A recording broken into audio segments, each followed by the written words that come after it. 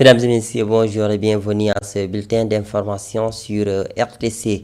Pour obtenir un acte d'état civil, les populations du Dandemayo sont contraintes de parcourir plusieurs kilomètres jusqu'au centre d'état civil au prix de lourdes dépenses. Cette situation est à l'origine de nombreux abandons scolaires faute d'extrait de naissance. Une partie de ce calvaire vient d'être abrégée grâce à l'Agence nationale de l'état civil qui prévoit la construction d'un second centre d'état civil à Ordoldé, compte rendu au Marsal.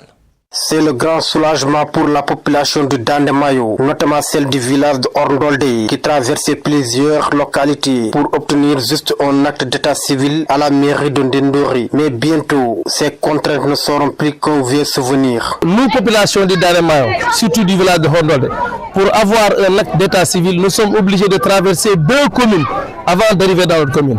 Nous traversons des villages de la commune de Orkadjere, ensuite nous traversons la commune de Ounare, avant d'arriver au chef-lieu de la commune de Ndendori, qui est de l'autre côté dans l'Algérie. Ce qui fait que pendant la période d'hivernage ou pendant la période sèche, quelles que soient les périodes de l'année, obtenir une pièce d'état civil est un gros fardeau pour nous. L'obtention de la pièce d'état civil a été pendant longtemps un obstacle majeur à la réussite des élèves et des étudiants de la zone. Au moment où je vous parle, nous sommes en train de guetter ce qu'ils appellent ici les audiences foraines. Parce que ce n'est qu'au moment des audiences foraines que l'on nous demande donc de venir déposer avant la pièce d'état civil, l'extrait de naissance, et ça coûte extrêmement cher. Pour moi qui suis enseignant et qui connais bien les rouages du système éducatif de façon générale, le manque de pièces d'état civil a empêché à certains de nos meilleurs élèves de faire leurs examens donc de certificat ou de BFM ou de baccalauréat. Ainsi, l'Agence nationale d'état civil prévoit de construire un centre secondaire d'état civil à Ordoldé, dont la pose de la première pierre vient d'être effectuée. L'objectif est clair, c'est de remplacer l'état civil des citoyens. Aujourd'hui, c'est Ordoldé qui entre dans cette dynamique. Le choix de Ordoldé n'est pas un hasard. Nous sommes ici au cœur du Dandemayo parce que l'État a fait un choix fort. Dans cette partie du Dandemayo, les populations peinent à avoir certains documents administratifs à cause de l'enclavement. Une partie de ce calvaire vient d'être abrégée grâce à l'Agence nationale de l'état civil.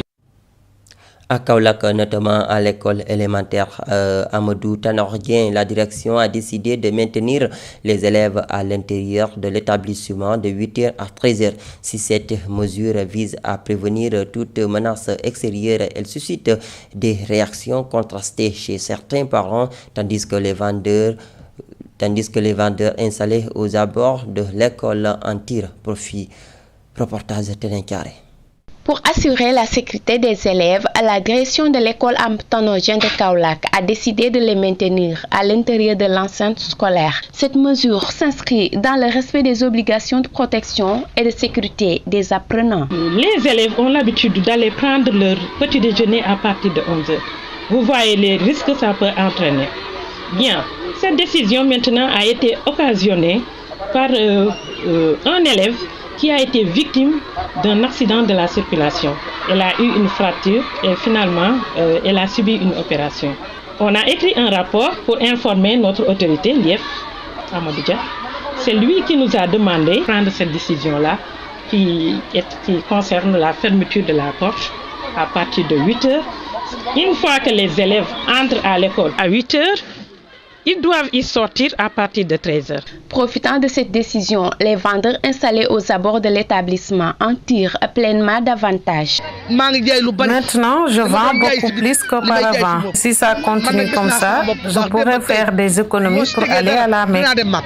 Toutefois, cette mesure est jugée contraignante par certains parents d'élèves en raison de l'insuffisance de leurs moyens financiers. Cette décision devait être étudiée profondément pour pouvoir déceler les conséquences négatives que ça peut apporter aux deux concernés. Parce qu'actuellement, on sait qu'il y a une crise qui se pose et ce sont les mamans qui sont totalement chargées presque de la nourriture de leurs enfants. Si la maman est d'une basse classe comme moi, par exemple, qui se débrouille tôt le matin pour soit donner du couscous à ses enfants ou bien faire de la bouillie, Vraiment, si on a 4, 5 ou 6 élèves, pour les donner 300 francs par jour, ça c'est une somme. Et c'est invivable aussi. Les établissements publics ont l'obligation d'assurer la sécurité et la surveillance des élèves tout au long du temps scolaire. Les parents sont donc invités à respecter ces mesures destinées à protéger les enfants de toute menace extérieure. Téné Carré et puis le ministre de l'Agriculture, de la Souveraineté alimentaire et de l'Élevage a effectué une tournée de 2 jours dans le département de Linguère. Il a visité le forage dédié aux cultures fourragères de l'Abgar ainsi que la coopérative agricole communautaire de Tességré. Le ministre a également affiché son ambition de faire du centre de recherche géotechnique de Dara un pôle d'excellence en production vaccinale et en amélioration génétique. Dr Mabouba Diagne est au micro de Mamadou Kane. Aujourd'hui, à travers, nous avons visité des postes vétérinaires, nous avons discuté avec des éleveurs, on est allé dans le monde rural, on a discuté avec des jeunes éleveurs dans la brousse, avec leurs tripots, pour vraiment, comme disent les Anglais, tâter le pouls de. Ils nous ont dit, aidez-nous à régler l'alimentation, aidez-nous avec des forages pastoraux pour assurer l'abreuvement des bétails. Et je lance un appel à mes directeurs, à mes chefs de projet, à nos partenaires techniques et financiers. 90% de nos ressources doivent aller sur l'alimentation du bétail, sur la santé animale. Et je demeure absolument convaincu en réglant ces 2 problèmes et aussi en accompagnant la jeunesse. Je vais terminer maintenant par le centre de Dara.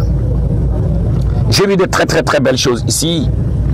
Les géniteurs, à commencer par les chevaux, ici des races Gobra qui n'ont rien à envier avec les races étrangères. Mais j'ai aussi visité le centre de vaccination. On n'a absolument rien à envier à ce qui se fait à l'étranger. Peut-être, certes, le centre de Dara manque de moyens, mais on en a discuté pour voir maintenant comment établir des partenariats publics-privés. Au carrefour des échanges transfrontaliers et des marchés hebdomadaires, le district sanitaire de Nioro-du-Rip affiche un taux de prévalence du VIH encourageant de 0,12% malgré une forte mobilité des populations qui impose une vigilance constante. Les efforts des équipes médicales portent leurs fruits. La prise en charge par antirétroviraux se consolide et la transmission du virus et la mère à l'enfant est désormais maîtrisée. Reportage de Sekou Diallo. À Nioro-du-Rip, le combat contre le sida se mène sur 2 fronts, celui de la mobilité transfrontalière et celui de la conscience communautaire.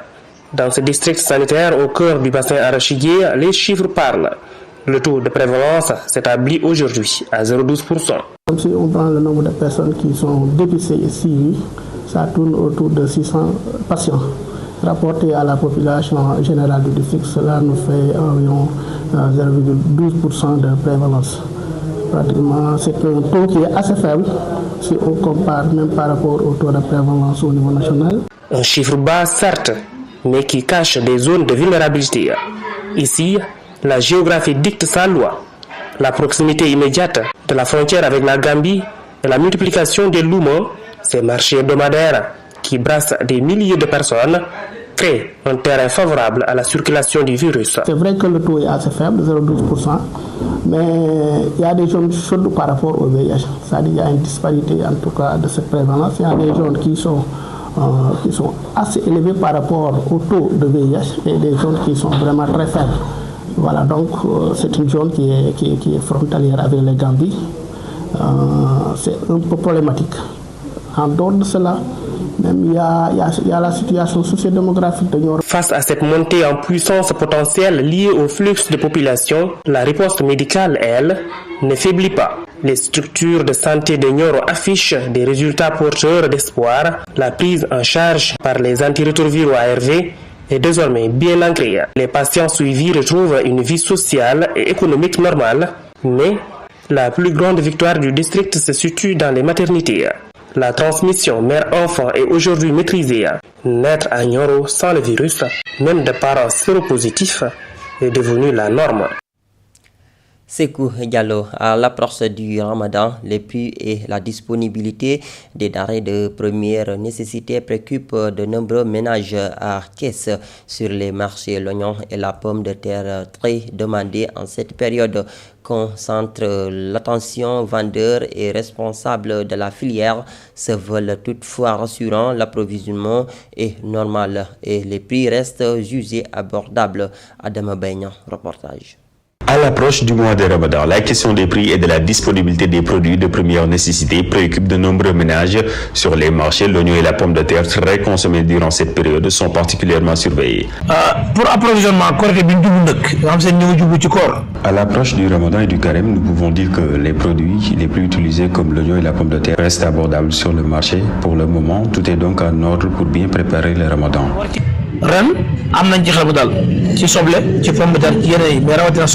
Les vendeurs interrogés se veulent rassurants. Selon eux, l'approvisionnement se déroule normalement et les prix restent accessibles. Les clients viennent acheter et se préparer mais parfois ils demandent une légère baisse du prix au kilogramme.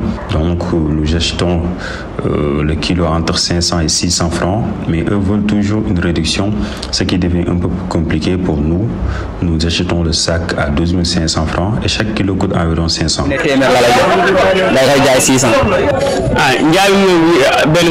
C'est difficile avec les clients. Même si les prix sont abordables, ils demandent souvent une baisse. Néanmoins, tout se passe bien dans l'ensemble.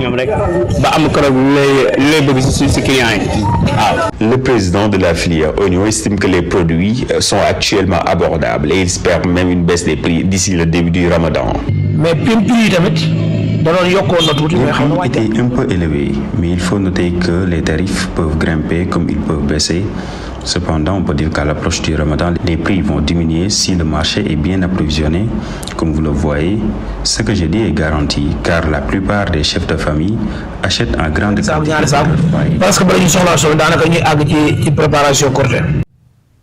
Mesdames et messieurs, c'est la fin de ce bulletin d'information. Merci à vous de l'avoir suivi.